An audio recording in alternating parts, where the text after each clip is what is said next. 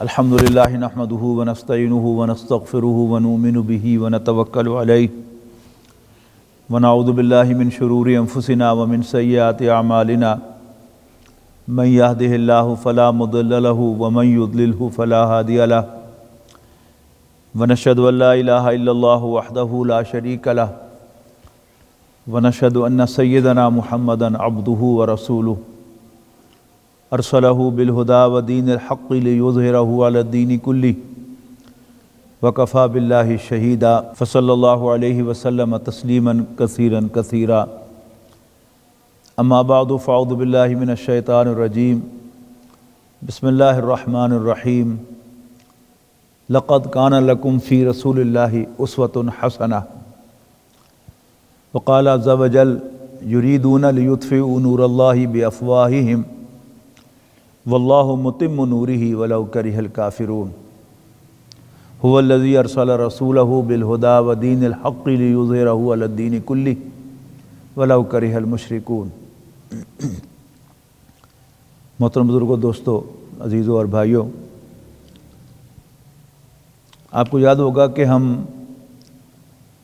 قرآن مجید پر عمل کرنے کے سلسلے میں نبی اکرم صلی اللہ علیہ وسلم کی سنت اور سیرت کا رول سمجھنے کی کوشش کر رہے تھے کہ نبی اکرم صلی اللہ علیہ وسلم کا اسوہ بہترین اسوہ ہے، بہترین نمونہ ہے، بہترین رول ماڈل ہے، لیکن اس سے ہم نے اپنے لیے لایا عمل کیسے اخذ کرنا ہے۔ سنت کی کئی سورسز ہیں۔ ایک تعامل صحابہ ہے کہ نبی اکرم صلی اللہ علیہ وسلم سے صحابہ کرام نے جو کچھ لرن کیا اس کو گھر آ کر بتایا اور اس پر عمل کرنا شروع کر دیا۔ یہ تعامل صحابہ کہلاتا ہے۔ وہ کسی حدیث میں رپورٹ ہوا یا نہیں ہوا، بہرحال صحابہ کا عمل ہے۔ احادیث جو ہیں وہ باقاعدہ سند کے ساتھ، کہ جو بیان کرنے والا ہے وہ کہتا ہے کہ میں نے فلاں سے سنا، اس نے فلاں سے سنا، اس نے فلاں سے سنا، اس نے فلاں سے سنا، اور وہ پورا لنک جو ہے وہ نبی اکرم صلی اللہ علیہ وسلم تک پہنچایا جاتا ہے۔ یہ بھی ایک سورس ہے۔ سب سے زیادہ اتھینٹسٹی کے اعتبار سے سیف ترین لنک جو ہے وہ یہی ہے، سورس جو ہے وہ یہی ہے۔ لیکن اس میں ایک پرابلم ہے کہ احادیث تقریباً 200-250 سال کے بعد کمپائل ہوئی ہیں، اور ان کو کمپائل کرنے والا، ان کو ایڈٹ کرنے والا ایک عام انسان ہے، اور وہ اپنے مائنڈ کے مطابق احادیث کو ترتیب دیتا ہے۔ یعنی وہ ترتیب جو ہے وہ اللہ تعالیٰ کی سپرویژن تو یقیناً ہر چیز پر ہے ہی ہے، لیکن وہ ترتیب جو ہے وہ ڈیوائن نہیں ہے، اس میں انسان کے ذہن کو دخل ہے۔ جیسا کہ میں نے عرض کیا تھا کہ اکثر محدثین نے کتاب الصلاۃ سب سے پہلے رکھی ہے، نماز کے متعلق احادیث سب سے پہلے رکھی ہیں، اور کچھ محدثین نے سب سے پہلے کتاب الایمان کو رکھا ہے کہ ایمان سب سے امپورٹنٹ ہے، اس کے بعد عمل ہے، اور اعمال میں سب سے اونچی نماز ہے۔ اسی طرح ہماری فقہ کے اندر بھی جو کچھ پڑھایا جاتا ہے مدارس کے اندر، اس میں سارا کا سارا زور جو ہے وہ ان بنیادی عقائد پر اور بنیادی ایمانیات پر رہتا ہے، اور موسٹلی کتاب الامارہ، اسلام کا سیاسی نظام، اس تک پہنچتے پہنچتے سال ختم ہو جانے کو آ جاتا ہے، اور وہ جلدی سے ان احادیث کی صرف ریڈنگ کی جاتی ہے۔ لہذا اکثر ہمارے علماء کے ذہنوں میں یہ جو مسائل ہیں سیاست کے، ریاست کے، وہ ان کے ذہنوں میں ہے ہی نہیں۔ اگر احادیث یاد بھی ہیں تو بھی ان کی خاص اہمیت نہیں ہے، اس لیے کہ ان کے اساتذہ نے ان کو اس طرح زور دے کر وہ چیزیں نہیں پڑھائیں، اور لہذا انہیں بھی ان چیزوں کی طرف کوئی توجہ نہیں ہے۔ تیسری سورس جو ہے وہ سیرت النبی ہے، نبی اکرم صلی اللہ علیہ وسلم کی حیات طیبہ۔ اس میں کسی کے لیے آگے پیچھے کرنا ممکن نہیں ہے۔ روایات میں فرق ہو سکتا ہے کہ یہ معاملہ جو ہے وہ فلاں سن میں پیش آیا تھا یا فلاں سن میں پیش آیا تھا، لیکن اس کو بھی آپ جب ترتیب کے اندر خود دیکھتے ہیں کہ پہلے یہ واقعہ ہوا، پھر یہ ہوا، پھر یہ ہوا، اس سے سن کا تعین ہو جاتا ہے۔ مثال کے طور پر نبی اکرم صلی اللہ علیہ وسلم کو معراج کب ہوئی؟ بعض لوگوں کے نزدیک سن 1090 میں ہوئی اور بعض کے نزدیک سن 1190 میں ہوئی، لیکن آپ ذرا اس کی ترتیب کو دیکھیں گے تو صاف پتہ چل جائے گا، اس لیے کہ رمضان سن 1090 میں حضرت خدیجہ کا انتقال ہوا ہے، اور اس سے قبل یا اس سے بعد ابو طالب کا انتقال ہوا ہے۔ ابو طالب کے انتقال کے بعد ابو لہب خاندان کا سربراہ بنا ہے، اور پھر ابو لہب نے نبی اکرم صلی اللہ علیہ وسلم کو خاندان بنو ہاشم سے نکالا ہے۔ اب چونکہ آپ خاندان بنو ہاشم سے نکل گئے تو انٹرن قریش سے نکل گئے۔ مکہ مکرمہ ایک قبیلے کا شہر تھا، وہاں صرف قرشی رہ سکتا تھا، اس کا غلام یا اس کا حلیف، کوئی تیسرا آدمی وہاں نہیں رہ سکتا تھا۔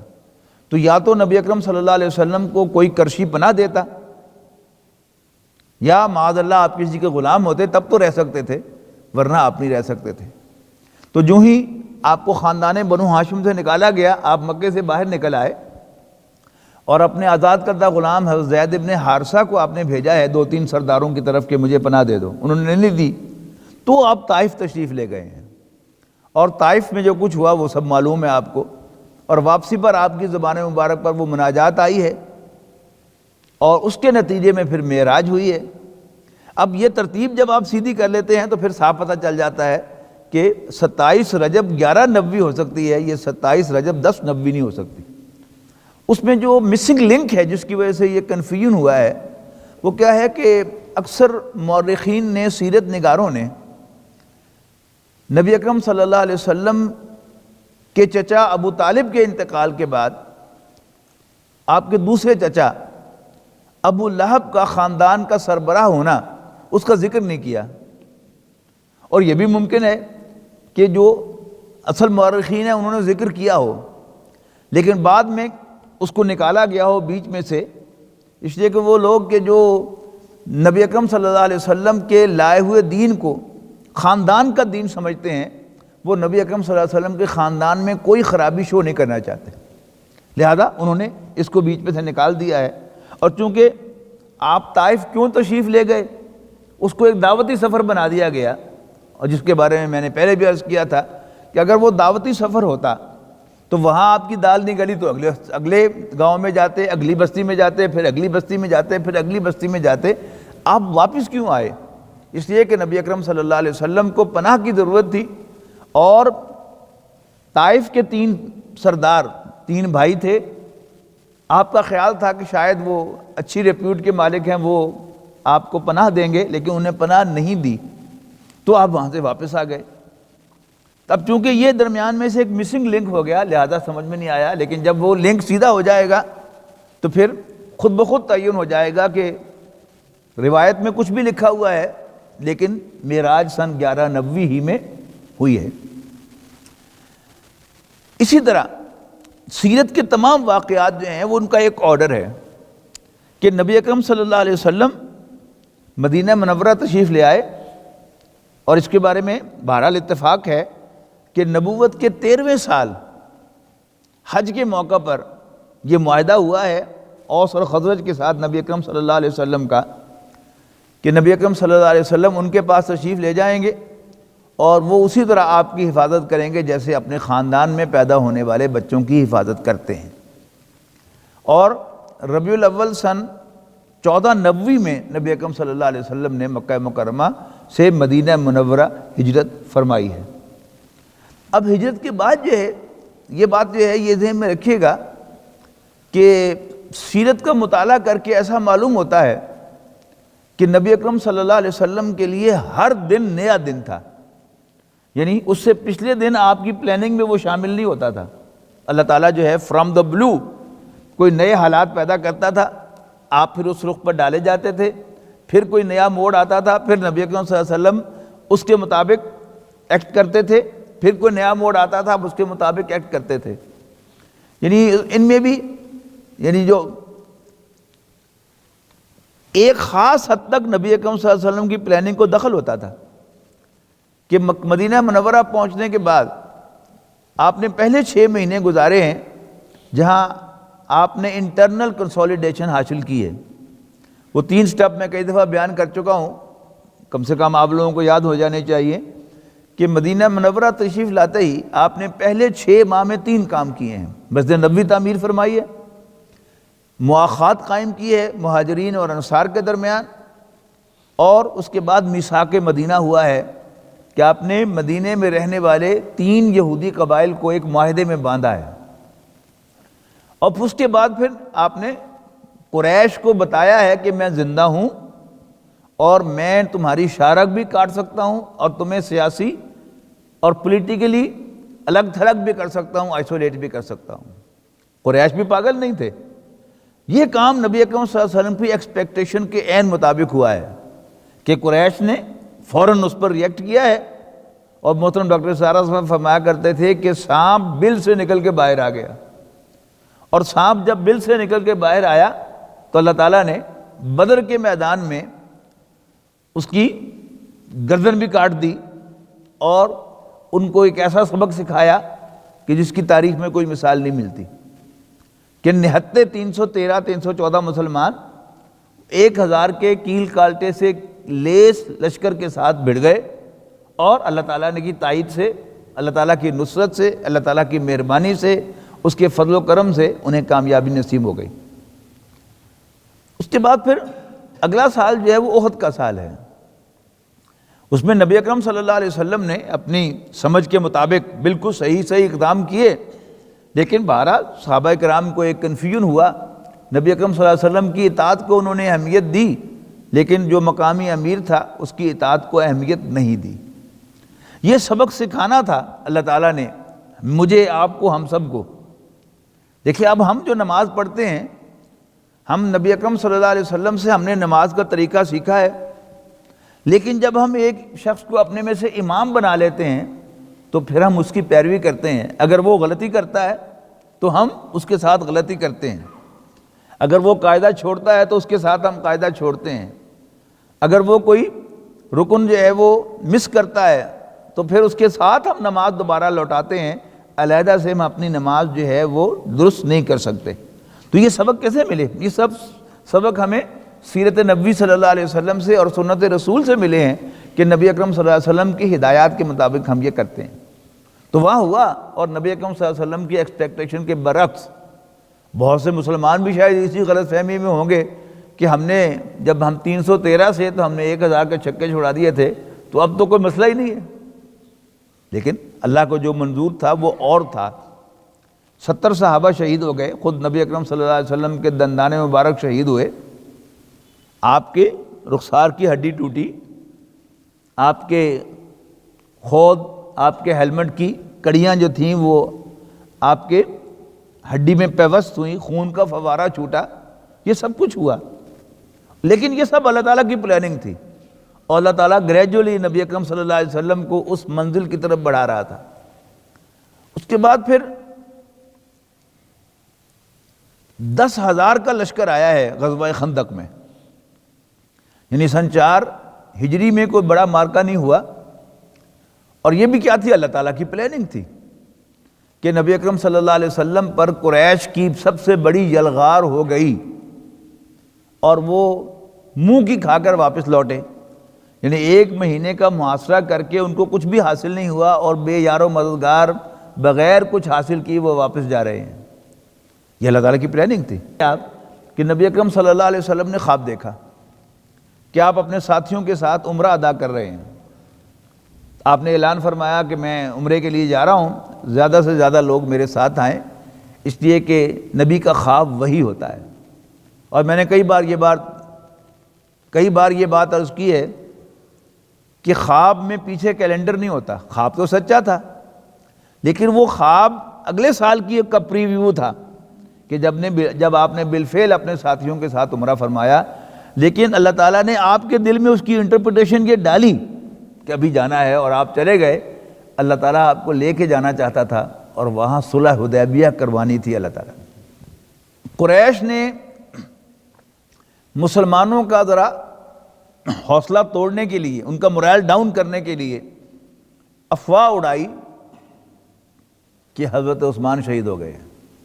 نبی اکرم صلی اللہ علیہ وسلم نے اس پر ریئیکٹ کیا اور ہاتھ آگے بڑھا دیا کہ میرے ہاتھ پر بیعت کرو، وعدہ کرو مجھ سے کہ تم عثمان کے خون کا بدلہ لیے بغیر نہیں جاؤ گے، مر جاؤ گے لیکن عثمان کے خون کا بدلہ لیے بغیر نہیں جاؤ گے۔ تو یہ بیعت علی الموت کہلاتی ہے، مرنے کی بیعت۔ اب جب قریش نے دیکھا کہ یہ تو کام الٹا ہو گیا، کہ تو مرنے مارنے پہ تیار ہو گئے، تو پھر قریش نے فیصلہ کیا کہ نہیں، صلح کرنی چاہیے۔ پیدا ہونے کے اندر مذہب جو ہے وہ بنیادی طور پر ہے، باقی اقوام جو ہیں وہ مذہب کی بنیاد پر نہیں ہیں۔ چین تاریخ میں ہزاروں سال سے ایک ملک تھا، جرمنی جو ہے وہ سینکڑوں سال سے ایک ملک ہے، فرانس سینکڑوں سال سے ایک ملک ہے، برطانیہ جو ہے وہ سینکڑوں سال سے ایک ملک ہے، اسپین ہے، اٹلی ہے، ترکی ہے، شام ہے، یہ سب ملک پہلے سے موجود ہیں۔ لیکن پاکستان نام کا کوئی ملک دنیا میں موجود نہیں تھا۔ سن 1947 میں یہ ملک وجود میں آیا اسلام کے نام پر۔ اسی طرح اسرائیل نام کا کوئی ملک دنیا میں موجود نہیں تھا، اور اس کو ویسٹ نے باقاعدہ کریٹ کیا ہے، بنایا ہے۔ اور کس بنیاد پر بنایا ہے؟ یہودیوں کے لیے بنایا ہے، اگرچہ اس میں یہودی مذہب کو دخل نہیں ہے، یعنی بنی اسرائیل جو یہودی خاندان ہے اس کو بنایا ہے، لیکن بہرحال ان کے اپنے مذہبی تاثرات جو نظریات ہیں اس کے مطابق وہ ملک بنا ہے۔ تو باقی سارے ملک تسلیم کرتے ہیں یا نہیں کرتے؟ ایون مسلمان ممالک جو ہیں وہ بھی ترکی کے بہت پہلے سے ان کے ساتھ سفارتی تعلقات ہیں، اور اب جو ہیں عرب ممالک بھی ایک ایک کر کے وہ تسلیم کر رہے ہیں اس کو۔ لیکن پاکستان جو ہے، یہ پاکستان کو وہ یعنی بہت سے دنیا کے حصے وہ ہیں کہ جو ریکگنائز نہیں کرتے۔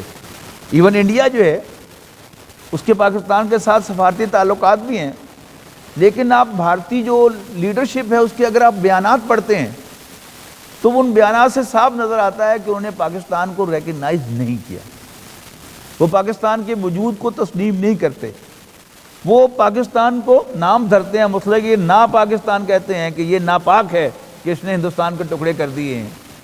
بالکل اسی طرح معاملہ جو ہے وہ اسرائیل کا ہے۔ قائد اعظم نے اس کو یعنی ویسٹ کا حرامی بچہ قرار دیا ہے اور بالکل اس کو تسلیم نہیں کیا۔ تو پاکستان جو ہے اس کی ایک خاص حیثیت ہے کہ پاکستان جو ہے اسلام کے نام پر بنا ہے تو وہ یہودیوں کے نام پر بنا ہے، یہ دونوں مقابلے کی ریاستیں ہیں۔ اور پاکستان اگر اس کو تسلیم کرتا ہے تو پھر یہ کیا ہے، یہ یہودیوں کی فتح ہوگی بہت بڑی اسلام کے مقابلے میں۔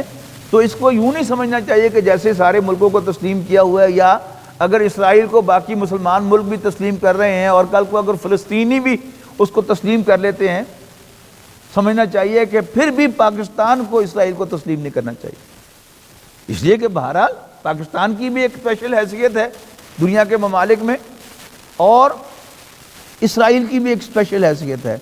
تو ملک کو ریکگنائز کرنا، اس کے ساتھ سفارتی تعلقات بنانا، اس کے ساتھ کوئی معاہدہ کرنا، یہ کامیابی ہوتی ہے۔ جیسے نبی اکرم صلی اللہ علیہ وسلم کی سیرت میں صلح حدیبیہ فتح مبین ہے، اگر پاکستان تسلیم کرے گا اسرائیل کو تو وہ بھی اسرائیل کی فتح مبین ہوگی کہ جو نظریاتی ملک تھا، جو اسلام کے نام پر بنا تھا۔ سعودی عرب اسلام پہ نام پر نہیں بنا، ذہن میں رکھیے گا، اس کا نام کیا ہے؟ کنگڈم آف سعودی عربیہ، المملکۃ العربیۃ السعودیہ۔ لیکن پاکستان کا نام کیا ہے؟ Islamic Republic of Pakistan. بڑا فرق ہے دونوں کے اندر۔ تو پاکستان ایک نظریاتی ریاست ہے اور وہی اسرائیل کی اصل ٹکر ہے۔ اگر پاکستان ریکگنائز کرتا ہے تو اسرائیل کی فتح مبین ہوگی۔ تو ہمیں اس بات کو سمجھنا چاہیے، اور وہ جو اقبال نے کہا تھا کہ اپنی ملت پر قیاس اقوام مغرب سے نہ کر، خاص ہے ترکیب میں قوم رسول ہاشمی صلی اللہ علیہ وسلم۔ تو ہمیں اپنا جو مقام ہے اپنے ملک کا، اپنی قوم کا، اس کو سمجھنا چاہیے، اور ایک عام ملک اس کو نہیں سمجھنا چاہیے۔ اگرچہ ہماری کرتوتیں جو ہیں وہ جیسی بھی ہیں، لیکن بہرحال یہ ایک خاص بات ہے کہ یہ ملک اسلام کے نام پر بنا ہے۔ یہ جو بارڈر ہے ہمارا ہندوستان کے ساتھ، یہ کوئی نیچرل بارڈر نہیں ہے. دریا یا سمندر تو بہت دور کی بات ہے، کوئی ندی بھی نہیں بہتی بیچ میں، کوئی کھالا بھی نہیں ہے بیچ میں. صرف کاغذوں پر بیٹھ کے کہ یہ تحصیل ادھر، یہ تحصیل ادھر، تقسیم کیوں کی گئی؟ یہ مسلمانوں کا ملک ہے اور وہ ہندوستانیوں کا ملک ہے. اس تقسیم کو ہمیں سمجھنا چاہیے، اور اس کی جو خاص حیثیت ہے اسلام کے ساتھ اس کا تعلق ہے، اس کو سمجھنا چاہیے. وہی نبی اکرم صلی اللہ علیہ وسلم کی سیرت، تو وہ ہمارے لیے مشعل راہ ہے. ہم اللہ کے دین کے اوپر چلیں گے، اللہ تعالیٰ کے احکام کو اختیار کریں گے، اللہ تعالیٰ راستے خود نکالے گا. وہ کیسے نکالے گا راستہ وہ ہمیں پتہ نہیں ہے، لیکن یہ بات بہرحال ہے کہ یہ ملک اسلام کا گہوارہ بنے گا انشاءاللہ. کہاں سے بنے گا؟ یہاں سے اندر سے کوئی تحریک اٹھے گی، یا طالبان جو ہے وہ ادھر آئیں گے. وہ طالبان جنہوں نے پورے ویسٹ کو ناکو چنے چبوائے ہیں افغانستان کے اندر، تو کیا ان کے لیے پاکستان کو فتح کرنا مشکل ہوگا کوئی؟ لیکن اللہ تعالیٰ کی پلاننگ اللہ تعالیٰ ہی جانتا ہے. یہ ملک تو اسلام کا گہوارہ بننا ہے، لیکن ہمارے لیے جو سوچنے کی بات ہے وہ کیا ہے کہ وہ جو جنگ ہونی ہے اس میں ہم کس کے ساتھ کھڑے ہوں گے؟ ہم اس ملک کو اسلام کا گہوارہ بننے والوں کے ساتھ بنانے کی جدوجہد کرنے والوں کے ساتھ کھڑے ہوں گے، یا اس کے مخالفوں میں کھڑے ہوں گے؟ یہ طے میں نے اور آپ نے کرنا ہے. اللہ تعالیٰ اپنا کام کرے گا، یہ ملک اسلام کا گہوارہ بنے گا. اور جیسے شاہ ولی اللہ اور حضرت مجدد رحمہم اللہ کی پیشین گوئیاں ہیں کہ ایک وقت آئے گا کہ ہندوستان کا اونچی ذات کا ہندو ایک کثیر تعداد میں مسلمان ہوگا. یہ بھی اسی کی ایک ترتیب ہے، اور وہ کام جو ہے وہ شروع ہو گیا ڈاکٹر ذاکر نائک کے ذریعے سے، کہ انہوں نے مناظرے کیے ہندو پنڈتوں کے ساتھ اور ثابت کر کے دکھایا ان کو ان کی کتابوں میں سے، دیکھیے یہ رسول اللہ صلی اللہ علیہ وسلم کا تذکرہ ہے. انکار نہیں وہ کر سکے.